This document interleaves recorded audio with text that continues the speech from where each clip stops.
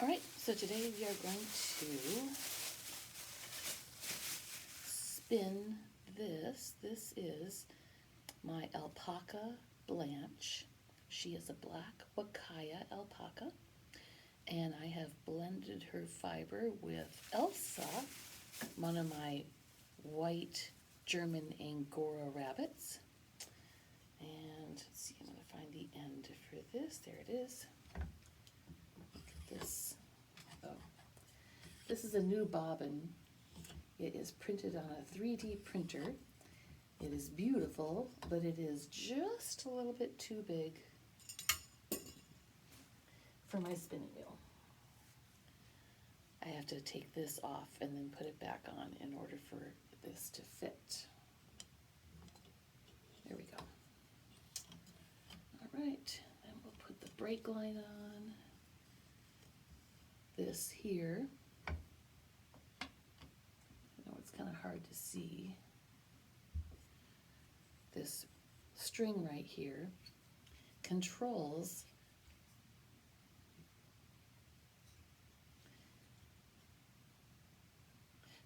how much the wheel will pressure or pull on what I'm spinning.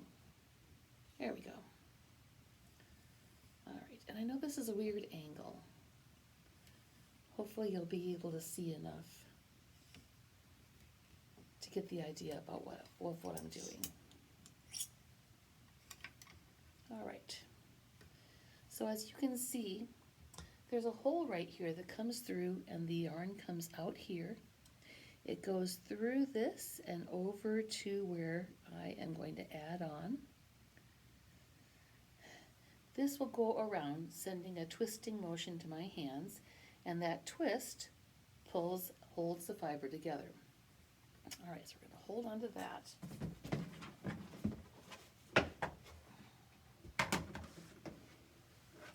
And this is what I'm going to spin. I carded it up. Gosh, I don't know how long ago I carded it. And like I said, the white layer is from the rabbit, and there is black in here from Blanche, my alpaca. And we're going to get this spun today. So I pull a little bit of it out. Now keep in mind that alpacas like to roll in the hay. So there's a lot of hay that I'm going to be pulling out of this. It's worth it though, because the final product is beautiful. All right.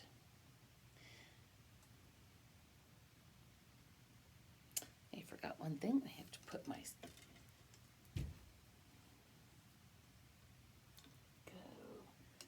I keep both of these cords on. One goes over the regular wheel, and the other one goes over what we call the plying wheel. I will spin 2 of these bobbins, and then I will spin them together. And when I spin them together, I use a larger head. That's what this is, the head. And the larger head will hold the 2 singles being spun together, being plied together.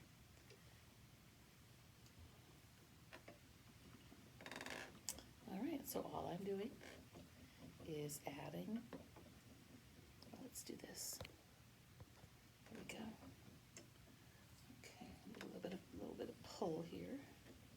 There we go. I'm not getting any pull yet. Let me give it a little bit more. That feels better. All right. My right hand is drafting, which means between my thumb and my forefinger, I am pulling on the fiber and trying to keep an even width of my yarn. I'll be reaching back over quite often to pick up some more fiber to spin.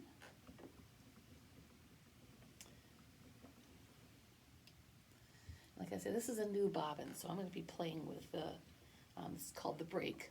I'll be playing with that for a little bit because I need to try to get the right tension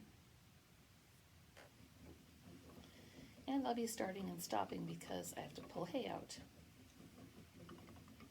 And I have been pulling hay since the beginning. Blanche is a fantastic baby. She is very skittish, and she will not come near anybody. But she has a tendency to roll in the hay. So since I started processing her fiber, first I wash it, and a lot of people use fancy stuff. I just use, what do I use? I use Eco laundry detergent with a lavender smell. I like the lavender smell. And so I wash, and their fur is their fleece is so dirty.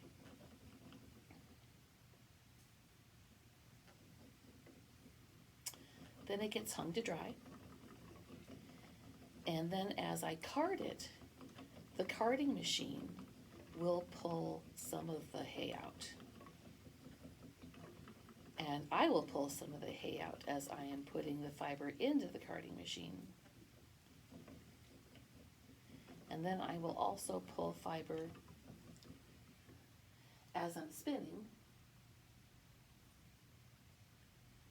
And I will also pull fiber as I'm plying. Again, that's taking 2 of these bobbins and spinning them together. And then I will also finish pulling the final bits of hay as I knit. Our alpacas get sheared every May. We have found that it is so expensive to have a shearer come out that last year it was actually less expensive for us to buy a $500 pair of shears and shear them ourselves. So my friend and I each have alpacas, and we set aside one Friday in May to do the 4 I have, and then we do the next Friday, or 2 Fridays, whichever, and we are at his house and we do his 5. And then I process all the fiber.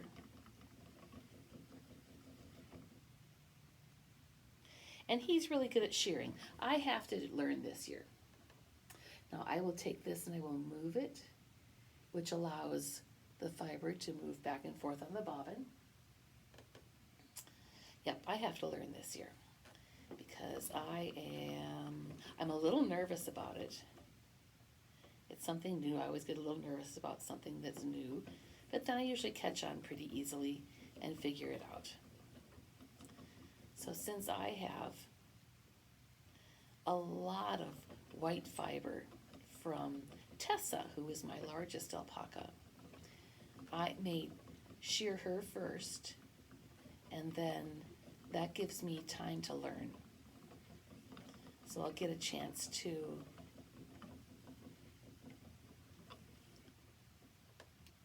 kind of try out on her. And she's fantastic. She's the largest alpaca I have. She's not that skittish, but none of my alpacas are pets. They don't come up to be pet. They don't like a lot of attention.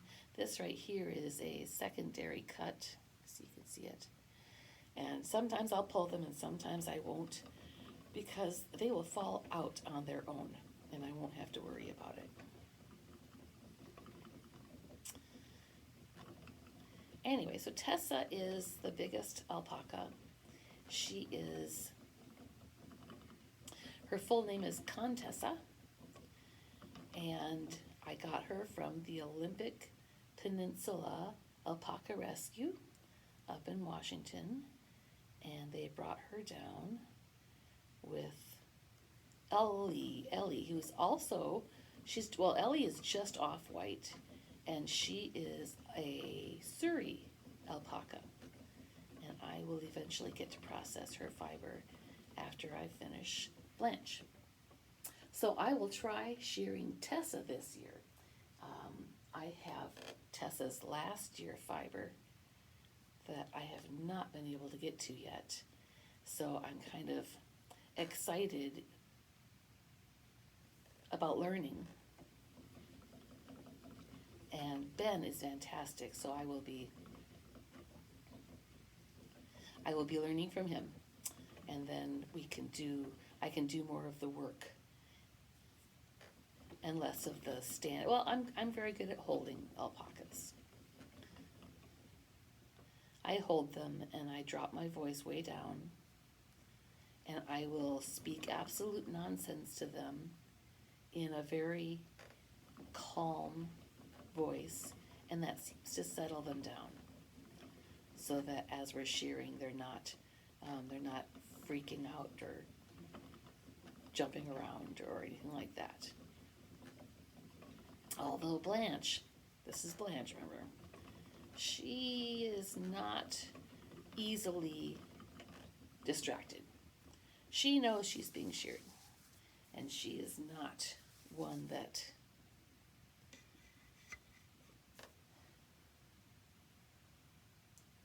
will allow you to distract her from what you're doing to her. And they don't normally get hurt. We're the ones who are usually hurt because, oh my gosh, it's back-breaking to hold these poor babies. They're usually between 75 and 100 pounds. They are shorter than I am, and I'm 5'5". And just holding them for the half hour to hour that it takes to shear them, turning them, trying not to get spit on, because they do spit. When we're not shearing, my alpacas tend to spit at each other much more than they spit at me, because they've learned that when they spit at me, they don't get their pellets. So, and I have another alpaca named Amy, who is fantastic. She's so cute. She comes up out of her bowl, and she has little parts of food in her, what I'll say is a mustache. Cutest thing. I've tried to get a picture, have not been successful yet. And she likes to kick. So whenever she kicks, everybody loses their pellets. And you know, they get a cup of pellets every morning. They get beet pulp, which I have put in water and moistened. But they like their treats. So, okay, now you know, when Amy kicks Mom, nobody gets pellets.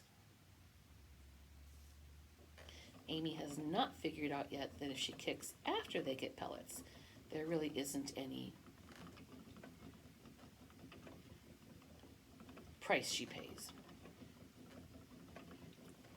So Amy eats and she gets stuff on her nose, which is adorable. Blanche, the one I'm spinning right now, always has hay on her face. I don't know how she does it, but she always has some sort of hay or grass or something on her face. And I have gotten a couple of pictures of that, and I'll try to post those. This is all brand new for me. I'm still learning.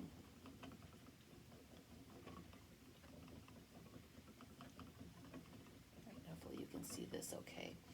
The other thing about the bobbin that I'm using, that's this gray thing, is that it holds a lot more fiber than my regular bobbins for my lendrum. My wheel is called a lendrum. It's a traveling wheel. It has 2 pedals. We call that a dual treadle. So I can do this with my feet, and that helps me with a more steady spinning. The big wheel goes around from this, from what my feet are doing. This band turns the little wheel, and I showed you before how it goes through here and on there, and as the bobbin goes around, it sends twisting to my hands, and that helps pull the fiber in.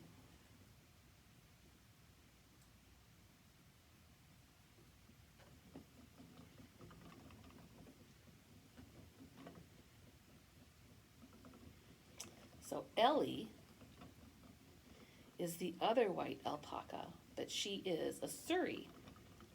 So Wakaya alpacas are the fluffy ones, the big fluffy ones that have the, um, oh, the, the beetle style haircut on top. See, I'm going to let that go. I'm letting that go because it'll work its way out. It's a secondary cut, and it'll work its own way out. I don't have to worry so much about it. A Surrey alpaca has more of a dreadlock fiber. It's more luxurious. It is less fluffy, a little harder to work with. In fact, most people say you should blend it with something. And I do have one bobbin at home that I spun. It was a black Surrey from some friends of mine at another farm. And it was difficult. It was hard to work with. It was hard to keep a nice, steady yarn. And it's been a long time since I spun it. So if I'm going to spin it, or if I'm going to use it for anything, I'm probably going to have to re-spin it so that I can reactivate the twist, so that I can ply it with something and get something that's functional. And that's okay. That's just me sitting here and going super fast and letting the fiber accumulate. Just putting a little bit more twist in. And we'll see how that works. I seem to keep losing my tension. That may mean that the rubber band underneath here, I don't know if you can see, there's a rubber band right here that keeps this taut. I keep losing it. That might mean my rubber band is starting to lose its elasticity. We'll see about that.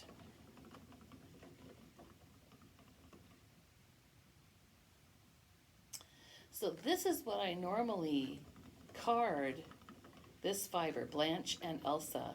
I normally card this at the State Fair, Oregon State Fair. I bring my extra wide, extra large electric drum carder in, and I will card for most of the day. This year I'm going to ask if maybe around 5 or 6 o'clock I can sit down and spin for a while, because being on my feet all day is great and fun. I get a lot of work done, but I kind of hurt by the end of the day. Okay, now we're going to move this just a little bit back so I can start working my way to the other end of the bobbin. Go.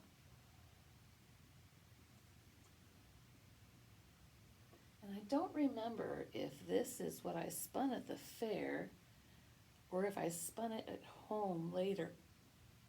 It was probably at the fair though, because I thought I did all of my Blanche fiber. I think I remember that not only did I finish Blanche, but I started carding a little bit of Amy, and Amy's also Wakaya, so it's just like this, but she's brown.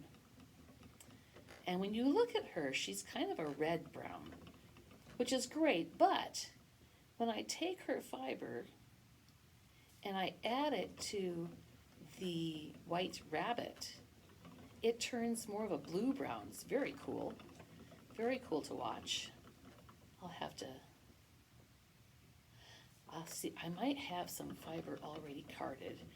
I haven't used that carder in a while because I've been really focused on carding Angora rabbit. So I've needed to get some Angora rabbit gloves done. And I've had a few friends buy some of the Angora rabbit yarn,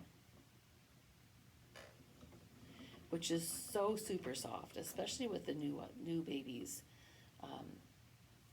I bought a breeding pair, Mocha and Obi-Wan Kenobi, and Mocha had 8 babies 2 years ago this May.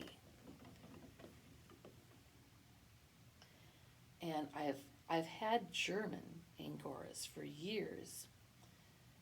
So now I have a French blend. I think it's a French-German blend because they are larger than French rabbits. French Angora rabbits tend to be a little bit smaller.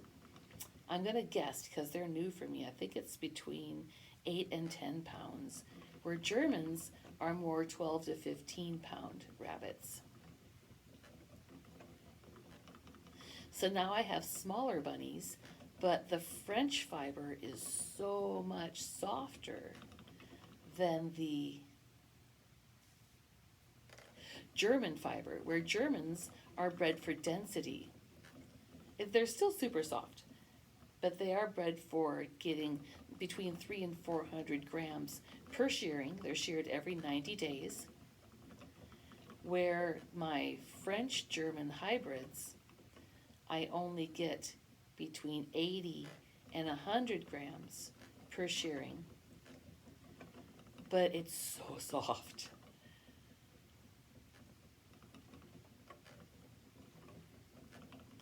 And then I use the German fiber in here. I have 2 white German does, and they are wonderful. They were not handled all the time while they were growing up. So they don't like to be picked up, and they don't like to be touched, and they don't like, anyway, they're kind of fussy, and that's fine. I just sheared both of them, so now I have my white fiber that I need to blend with my alpaca. And alpaca is super soft too. But it is so soft when it is blended with rabbit. You can see it just looks like a cloud. You can almost make a wig out of it. All right, and we'll just keep moving this way.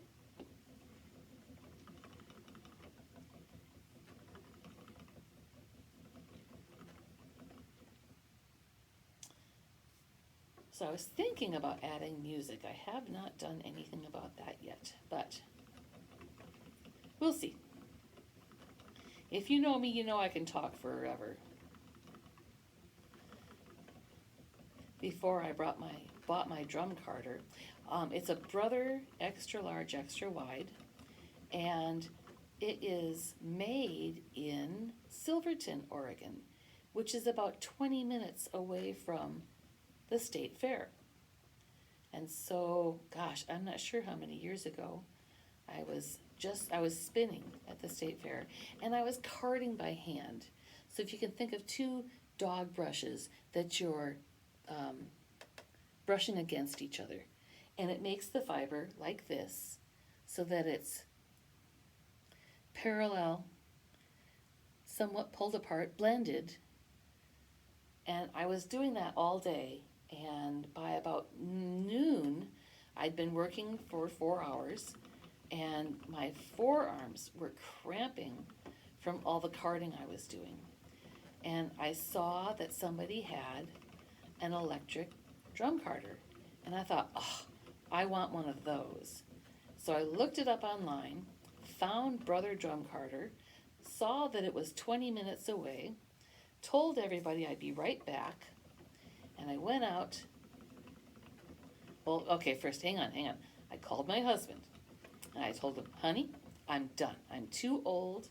I am too old to be carding like this all the time. I'm going to go buy a drum carder. And he kind of knows, okay, honey, go ahead. So I went to Brother. They had what I needed. I loaded it in the car. I got back to the state fair. I brought it in, and I demonstrated it for the rest of the day. And I have brought it back every year since, showing people how the electric drum carder works and how the 2 fibers can be blended together and spun. So I will bring the fiber that I want to card. I will bring the yarn that I'm about to make. Or I'll bring an example of the yarn that I'm about to make. And I will bring an example of the gloves that I knit from it, so that people get to see from the very beginning to the finished product. Actually, the only thing they don't see is how dirty it looks coming right off of the alpaca. And mine aren't so bad. My alpacas are not that dirty. But my poor friend, they have more dirt and less grass. And alpacas love to roll in the dirt. So we spend about 20 minutes on each one of his alpacas with a blower, one of those leaf blowers, blowing out the dirt. Because if you don't, it dulls your shearer blades.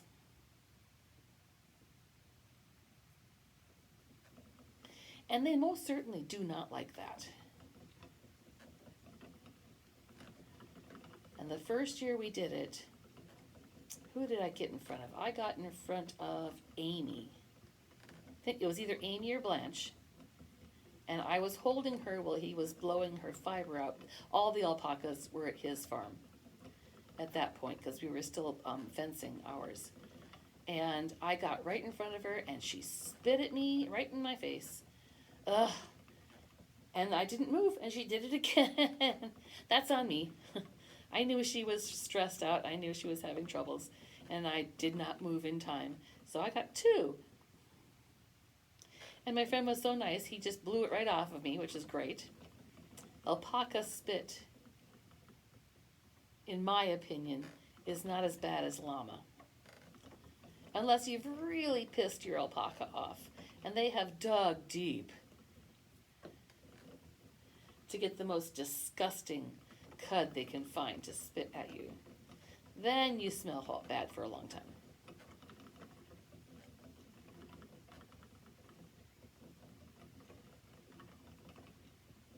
But we got her blown out. We got her sheared.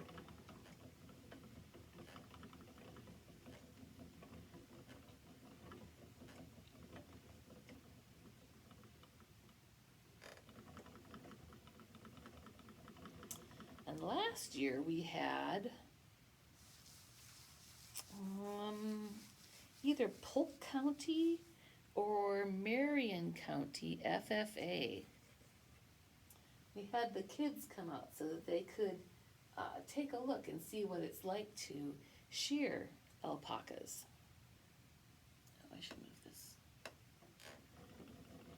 And they were wonderful. They were picking up the fiber, putting it into the bag. So when you do this, you have 2 bags. You have firsts, which is the fantastic stuff that you want to spin. And you have the seconds, which is more like the off of their legs, off of their neck. The secondary cuts are also short. They're like cleanup. Maybe your first pass across was not as close to their bodies as you'd like, and you want to take that little tiny bit left that you missed. So you've got your first cuts and you've got your second cuts. I have the same thing with the rabbits, where their leg and bottom hair does not go into anything I'm going to process. That gets thrown away or put outside for the birds to use in their nests.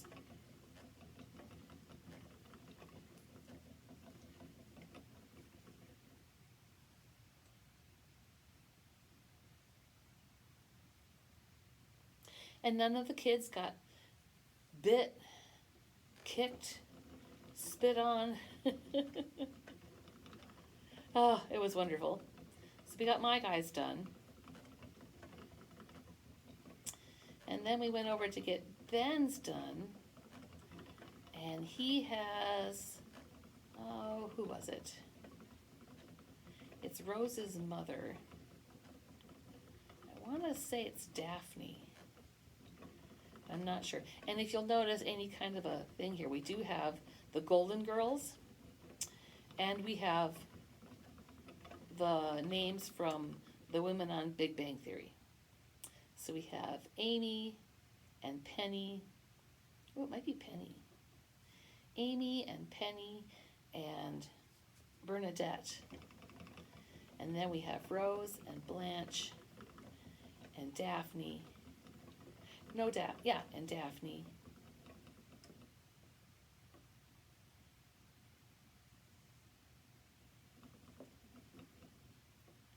Okay, This is a secondary cut, this little piece in here. And like I said, sometimes I will let it go, sometimes I'll just let it work its own way out, and sometimes I will pull it out because I don't like it.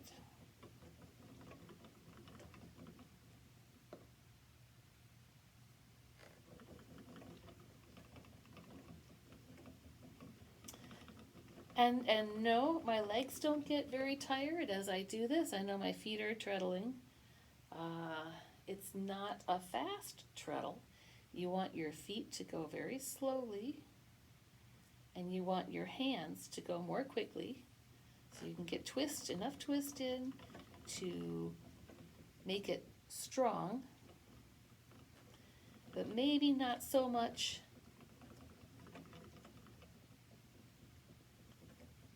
that it curls up on itself. You don't want that at all. So my feet are working very slowly, gently. It's my forearms that tend to get tired first because I'm pulling, constantly pulling on the fiber. So my forearms get the workout.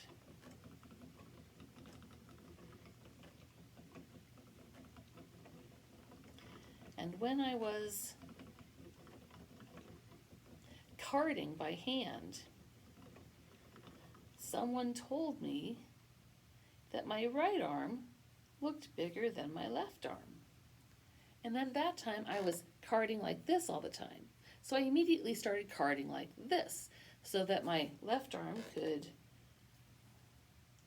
meet the size of my right arm. That was awfully slow. Yeah, look at your right arm, it's bigger than your left arm. I thought, oh, immediately turned those cards around and carded the other way.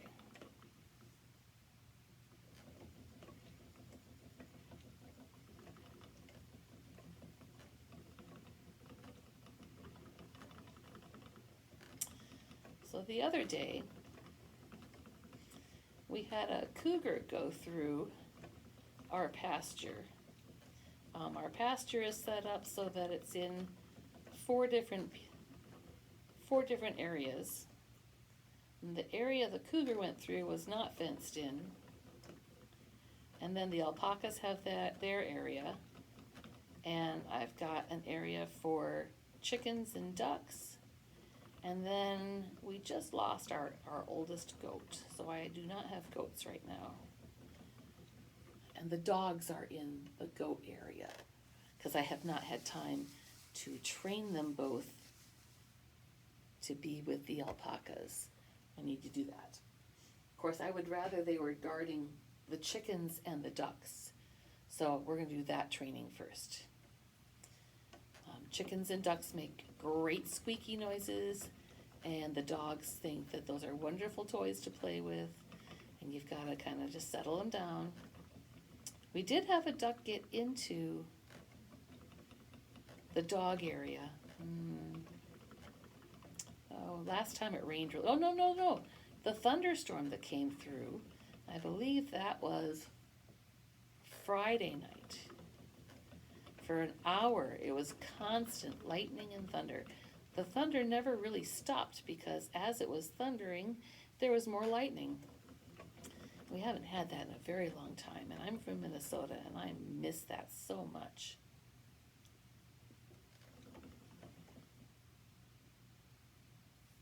So one of the ducks probably got scared, and all of my ducks are khaki rudders, which means they don't really fly. But she either found a way to get under the fence, or she went over the fence, or somehow or found a place to sneak in. And I went down to lock everybody in for the night, and there she was, over in the dog area. And the dogs were so good. Usually you can tell when a duck or a chicken's been played with because they have slobber all over them. Well, this one didn't have that. She wasn't all freaked out. She did want to get back over to all of her other duck friends. And I was so proud of my two dogs because they did not pick on her. She was not a toy. She wasn't exhausted. It was dark, so I was able to get her and pick her up and put her back in with all the other ducks.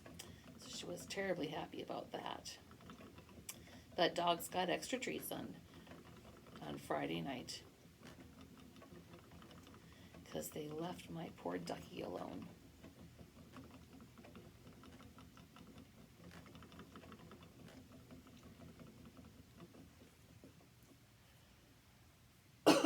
Excuse me. So we have 2 livestock guardian dogs right now. They are both Great Pyrenees. I've had Gracie for a couple of years. She is, I think she's going to be 5 this year. And she is wonderful. She's the most gentle baby. But very attentive. Doesn't bark all the time, but she does bark when somebody's close. She doesn't like the 4-wheelers, the ATVs that come down the road. She doesn't like those, she'll bark. And then we have Maisie, we just got her, and she is wonderful. She is 10 months, and so she will not be able to guard the chickens or the ducks for another year, which is fine, because we may be getting, I don't know, maybe getting something else to put in the goat pasture. We'll see. I'm not ready.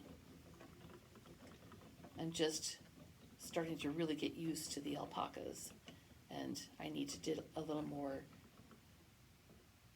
education on them before I try something else. And we may be able to use, the pasture the goats were in is very small, not even 100 feet. It's very, very small. I'm sorry, 100 yards, not 100 feet. It's probably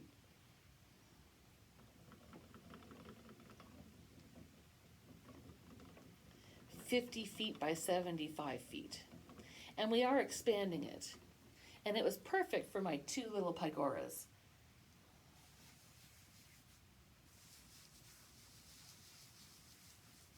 So we're refencing to create a larger section between the pastures, because I would like the ducks and chickens, I don't know, just the chickens. I'd like the chickens to be able to go in that center area.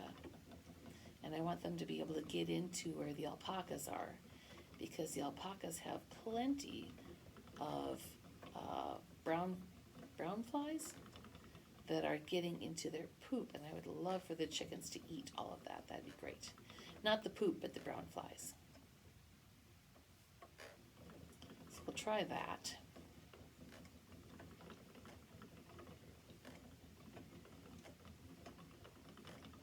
And if I finally get the dogs trained to watch the chickens and the ducks, then I'll be able to open up the pastures more, and we'll be able to get the chickens into the outer pasture where the goats used to be. And we'll see what happens with that.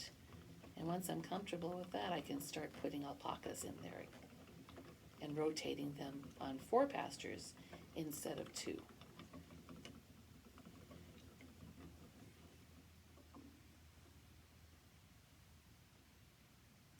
And we get fantastic hay for them. So they have Eastern Oregon orchard grass.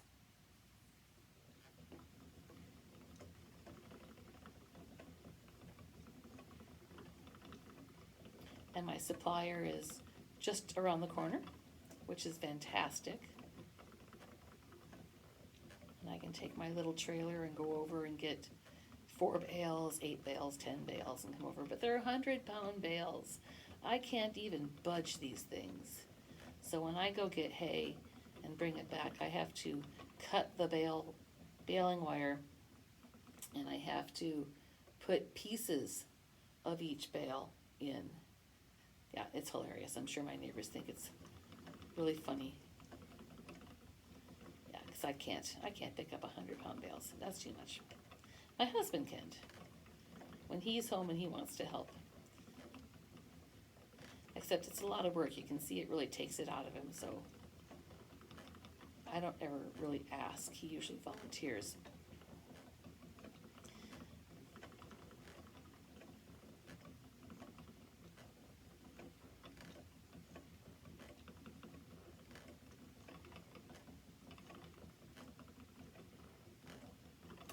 Yesterday was a beautiful sunshiny day.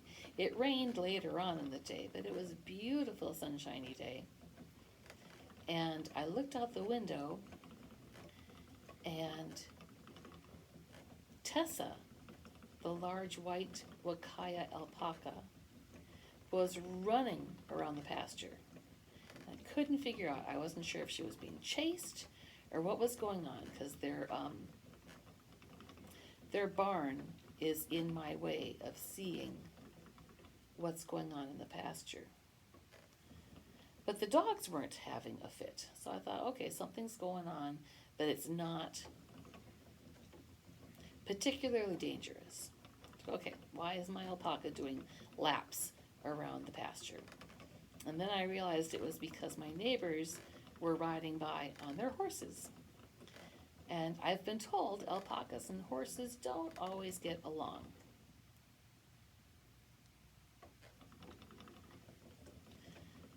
So we were having some sort of not a standoff really, but more of a, I'm Alpha. No, I'm Alpha. No, I'm Alpha.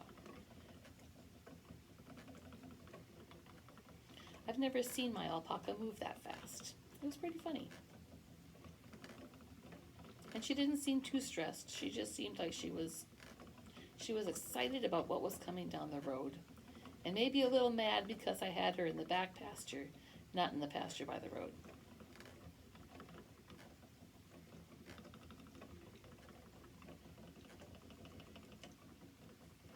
Oofta.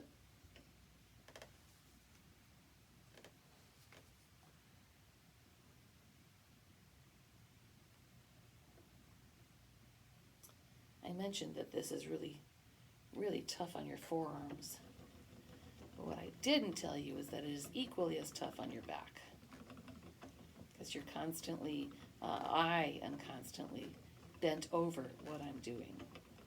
So right between my shoulder blades has a heyday with me. Same thing when I'm carding on the machine, is I tend to be bent over, and whew.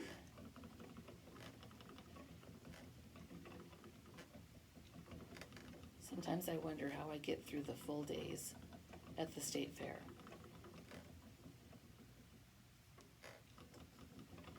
This is good. There hasn't been that much hay in it. I thought I was going to be pulling hay all day today.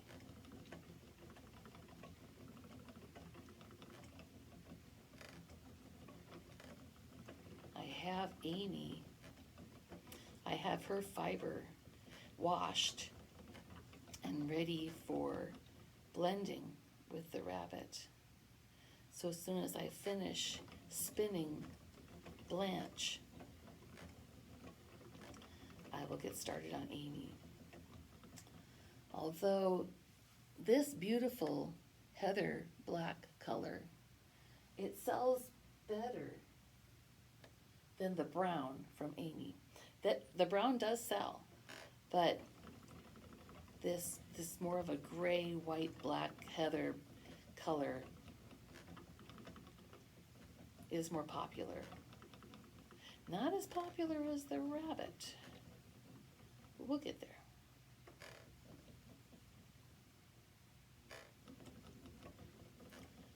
And I'll be having to list some of the gloves on my Etsy page.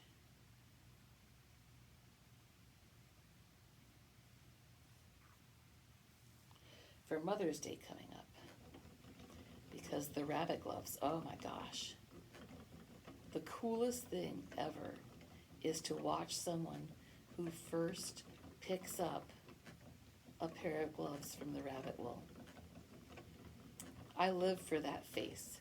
The, oh, that is so soft face. They feel the rabbit fiber as I'm spinning it. And it's like a cloud. It's like you're not touching anything. that makes my day.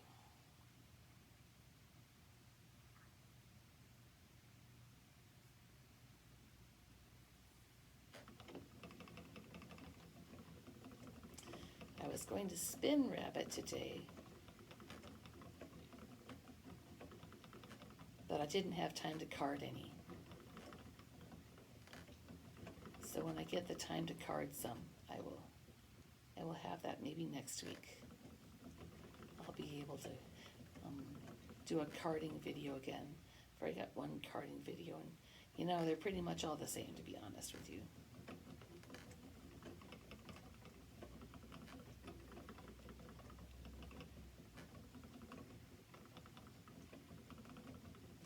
That's the one thing about textiles is there's not a lot of drama.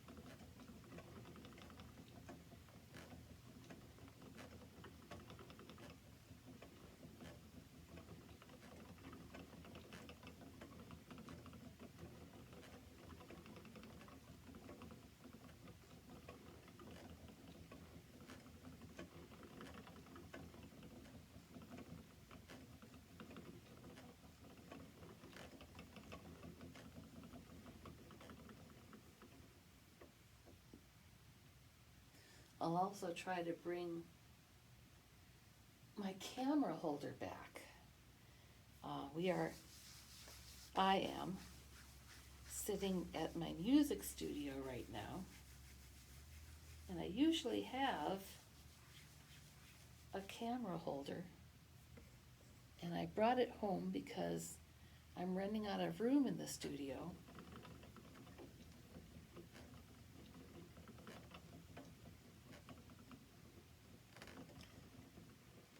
I'll bring it back in for next week, and you'll get a better angle than this. All right, and that alarm is telling me that I've got a student coming in about 10 minutes, so I'm going to sign off now. Feel free to like and subscribe if you enjoy my ramblings and my